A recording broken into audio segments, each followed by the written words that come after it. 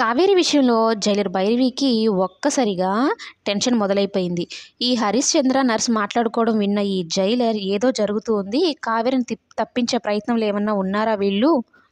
అలా గనక జరిగితే నా మెడకు చుట్టుకుంటుంది. లేనిపోని ప్రాబ్లమ్స్, లేనిపోని వాళ్ళకి నేను సమాధానాలు చెప్పుకోవాలి అని ఐసీయూలోకెళ్ళి చూస్తానంటూ గొడవ చేస్తుందనమాట.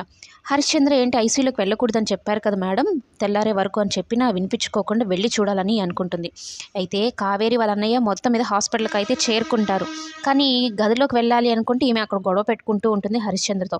ఇక లోపలికి వెళ్ళి చూస్తే కావేరి ఉండదు. బెడ్ మీద దిండ్లు పెట్టేసి దుప్పటి కప్పేసి ఉంటారు. మీరు కావాలని ఏదో చేశారు, కావేరిని తప్పిచ్చేశారు నానా గొడవ చేసేస్తుంది. అయితే అప్పుడే ఒక మంచి ట్విస్ట్ అయితే జరుగుతుంది. కావేరి అప్పుడే బాత్రూంలోంచి వస్తున్నట్టుగా ఉంటుందన్నమాట. అదేంటి ఇప్పుడు దాకా నేను ఇంత పెద్ద గొడవ చేస్తున్నాను, నువ్వు బాత్రూంలో ఉన్నావా, నా గొంతు కూడా నీకు వినపడలేదా అంటూ అరుస్తూ ఉంటుందన్నమాట.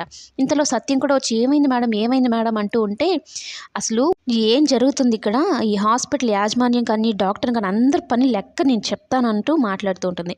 ఇక కావేరి వచ్చి కావేరిని చూసేసరికి ఒక్కసారిగా షాక్ అయ్యి, నువ్వు బాత్రూంలో ఉన్నావా ఏంటి, ఇంత గొడవ చేస్తున్నా వినిపించుకోవడం లేదా అన్నట్టు చెప్తుందనమాట.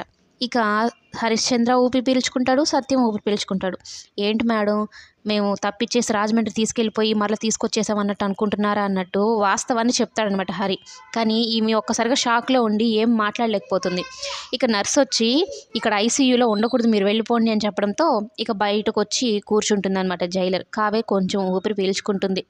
చిన్నితో మాట్లాడడానికి ఇంత రిస్క్ చేస్తే కానీ చిన్ని మాత్రం నా మాటే వినలేదని చాలా బాధపడుతూ ఉంటుంది. చిన్ని విషయంలో కావేరి మొత్తం మీద ఏం జరగబోతుంది అనేది కమింగ్ ఎపిసోడ్స్లో చూద్దాం.